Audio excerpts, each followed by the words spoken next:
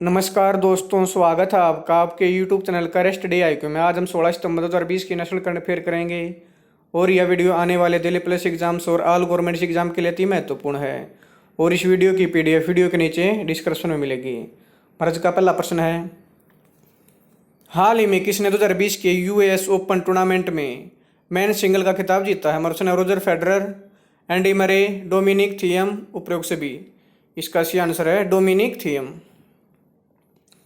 Australia के Dominic Thiem ने 2020 के US ओपन टूर्नामेंट में अलेक्जेंडर जवेरेव को हराकर मैन सिंगल्स का खिताब अपने नाम कर लिया है। यह थियम का पहला ग्रैंड स्लैम खिताब है और इसके साथ ही US ओपन के ओपन एरा के इतिहास में पहली बार ऐसा हुआ तब कोई खिलाड़ी फाइनल में पहले 2 सेट हारने के बाद खिताब जीता हो। थियम 2004 फ्रेंच ओपन में गैस्टन गार्डियो के बाद से 2 सेट से ग्रैंड स्लैम खिताब पर कब्जा करने वाले पहले खिलाड़ी हैं। वह 6 साल में पहली बार US ओपन में पहली बार ग्रैंड स्लैम चैंपियन बने हैं। अगला प्रश्न है, हाल ही में संयुक्त राष्ट्र बाल कोष ने किस बॉलीवुड अभिनेता को बच्चों के अधिकारों के लिए चलाए जा रहे अभियान फॉर एवरी चाइल्ड के लिए अपना सेलिब्रिटी एडवोकेट बनाया है? ऑप्शन है सलमान खान को, आयुष्मान खुराना को, अमिताभ बच्चन को, इनमें से कोई नहीं। इसका सही आंसर है आयुष्मान खुराना को।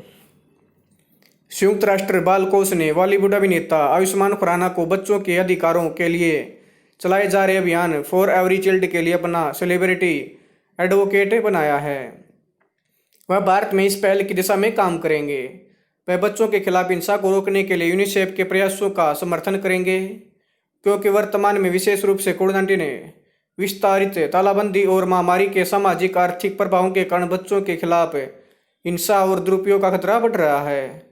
यूनिसेफ का मुख्यालय है न्यूयॉर्क, अमेरिका में। इसके कार्यकारी निदेशक हैं हेनरीटा एच फोर। अगला प्रश्न है, एरो इंडिया 21 का 13वां संस्करण 3 से 7 फरवरी 2021 तक किस शहर में आयोजित किया जाएगा? ऑप्शन है हैदराबाद, चेन्नई, बेंगलुरु, चंडीगढ़। इसका सही आंसर है बेंगलुरु में। एरो इंडिया 21 का 13वां संस्करण 3 से 7 फरवरी 2021 तक बेंगलुरु, कर्नाटक के वायुसेना स्टेशन ये हल्का में आयोजित किया जाएगा। रक्षा मंत्री राजनाथ सिंह द्वारा एरो इंडिया 2021 के लिए वेबसाइट लॉन्च की गई है। एरो इंडिया एशिया का सबसे बड़ा एरो शो और विमानन प्रदर्शनी है, जिससे 1996 के बाद से बेंगलुरु में द्विवार्षिक रूप से आयोजित किया जाता है। इसे aeroindia.government.in वेबसाइट पर देखा जा सकता है। हमारा अगला प्रश्न है, हाल ही में 27वें आसियान रीजनल प्लेटफॉर्म में भारत का प्रतिनिधित्व किसने किया है? ऑप्शन है प्रहलाद सिंह पटेल, वी मुरलीधरन, परेश रावल, डॉक्टर हर्षवर्धन। इसका सही आंसर है वी मुरलीधरन ने। विदेश राज्य मंत्री वी मुरलीधरन ने भारत की ओर से 27वें आसियान रीजनल प्लेटफॉर्म में हिस्सा लिया। मंत्री ने 27वें आसियान रीजनल प्लेटफॉर्म के दौरान समुद्री सुरक्षा, आतंकवाद से निपटने सहित कोविड-19 महामारी पर भारत के प्रयासों को साझा किया। इसके अलावा उन्होंने भारत की बंदरगाह सुरक्षा और समुद्र के कानून पर आसियान क्षेत्रीय मंच कार्यशालाओं और संयुक्त राष्ट्र सम्मेलन की सह अध्यक्षता भी करेगा। आसियान के बारे में, आसियान दक्षिण पूर्व एशियाई देशों का संगठन एक क्षेत्रीय उत्तर सरकारी संगठन है। यह संगठन उत्तर सरकारी सहयोग को बढ़ावा देता है और अपने सदस्यों और अन्य एशियाई राज्यों के बीच आर्थिक, राजनीतिक, सुरक्षा से नए शैक्षिक और सामाजिक सांस्कृतिक एकीकरण को प्रोत्साहित करता है। इसमें 10 दक्षिण पूर्व एशियाई देश शामिल हैं। इसमें हैं Indonesia, Thailand, Singapore, Malaysia, Philippines, Vietnam, Myanmar, Cambodia, Brunei और लाओस। केंद्रीय विदेश मंत्री हैं सुब्रमण्यम जयशंकर। अगला प्रश्न है, हाल ही में विश्व प्राथमिक उपचार दिवस 2020 कब मनाया गया? ऑप्शन है 12 सितंबर, 13 सितंबर, 14 सितंबर, 15 सितंबर। इसका सही आंसर है 12 सितंबर को।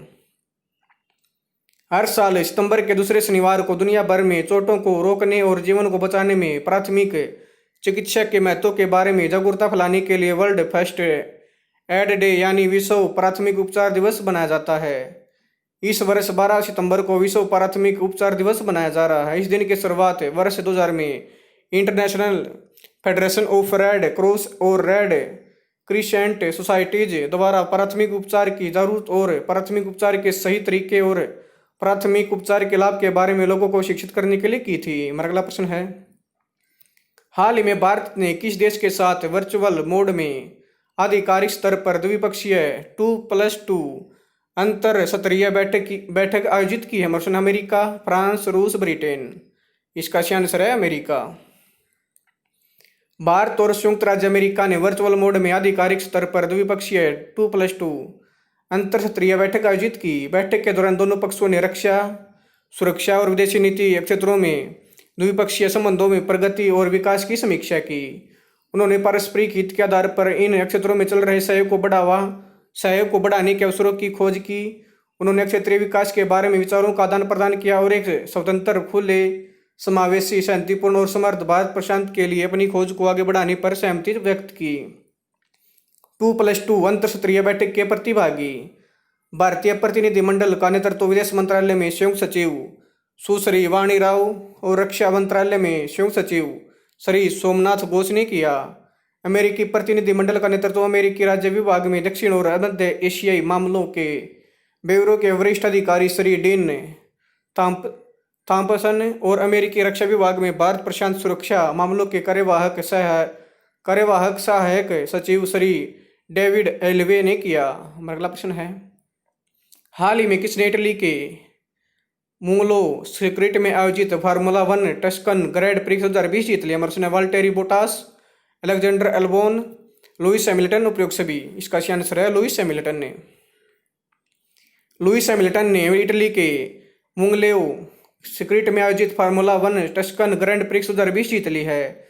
यह इस सीजन की उनकी 6वीं जीत थी और उनके करियर की 90वीं AF1 जीत है। इस रेस में वाल्टेरी बोटास दूसरे स्थान पर रहे जबकि अलेक्जेंडर एल्बोन तीसरे स्थान पर रहे। Tuscan grand prix 2020 formula 1 world championship की 9वीं रेस थी। अगला प्रश्न है, हाल ही में किस बैंक ने सुगुन फूड्स प्राइवेट लिमिटेड के लिए गैर परिवर्तनीय डिबेंचर की सदस्यता के माध्यम से $15 मिलियन के ऋण वित्त पोषण के लिए एक समझौते पर हस्ताक्षर किए? मर्सन पंजाब नेशनल बैंक, एशियाई विकास bank, bank of India, reserve bank of India.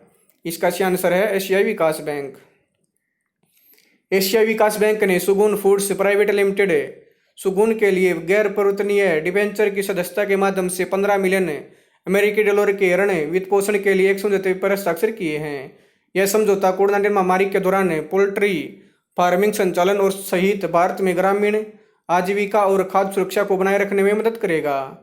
इस समझौते से ADB सुगुना के संचालन को आवश्यक चल निधि सहायता प्रदान करेगा और कंपनी को इन्वेंट्री बफर्स बनाने और किसानों और आपूर्तिकर्ताओं को अनुबंधित करने के लिए समय पर भुगतान करने में मदद करेगा। यह स्थानीय उधारदाताओं को व्यापार का समर्थन करने और अन्य माध्यम और दीर्घकालिक पूंजी और अंतर्राष्ट्रीय भागीदारों को आकर्षित करने में मदद करने के लिए भी प्रोत्साहित करेगा।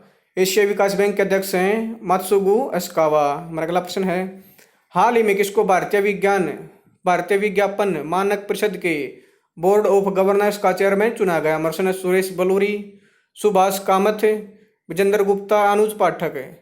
इसका सही आंसर है सुभाष कामत को भारतीय विज्ञापन मानक परिषद के बोर्ड ऑफ गवर्नर्स का चेयरमैन चुना गया है। ASCI के उपाध्यक्ष के पद पर काम कर रहे कामत सोनी पिक्चर्स नेटवर्क्स के अध्यक्ष रोहित गुप्ता का स्थान लेंगे। अन्य नियुक्तियां, इसके अलावा जनसंपर्क फर्म केचम संपारक P लिमिटेड में प्रबंध निदेशक NS राजन को वाइस चेयरमैन और Mandy breads India private limited के मुख्य कार्यकारी शशिधर सिन्हा को पुनः मानद कोषाध्यक्ष चुना गया है। भारतीय विज्ञापन मानक परिषद की स्थापना 1985 में, इसका मुख्यालय मुंबई महाराष्ट्र में। अगला प्रश्न है, हाल ही में हिंदी दिवस कब मनाया गया है? मर्सन 14 सितंबर, 15 सितंबर, 16 सितंबर, 17 सितंबर। इसका सही आंसर है 14 सितंबर को। हर साल 14 सितंबर को देश भर में भारत की आधिकारिक भाषा के रूप में हिंदी का प्रसार करने के लिए हिंदी दिवस मनाया जाता है। भारतीय संविधान के अनुच्छेद 343 के तहत हिंदी को राजभाषा का दर्जा दिया गया था। पहला हिंदी दिवस 14 सितंबर 1953 को बनाया गया था। हिंदी दिवस का इतिहास, पंडित जवाहरलाल नेहरू द्वारा इस दिन को देश में हिंदी दिवस के रूप में मनाने की घोषणा की गई थी।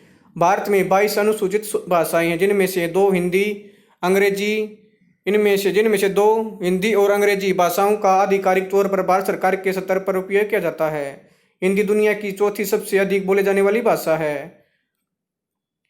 हिंदी दिवस 14 सितंबर को बनाया जाता है क्योंकि इस दिन 1949 में भारत की संविधान सभा ने देवनागरी लिपि में लिखी गई हिंदी को भारत गणराज्य की आधिकारिक भाषा के रूप में अपनाया था। दोस्तों, अगर आपको यह वीडियो पसंद है तो आप मेरे यूट्यूब चैनल कर स्टडी को लाइक करें, ये चैनल को सब्सक्राइब करें, उसके बेल आइकन को दबा दें ताकि आने वाली हर एक वीडियो का नोटिफिकेशन आपको टाइम पे मिलता रहे। धन्यवाद दोस्तों।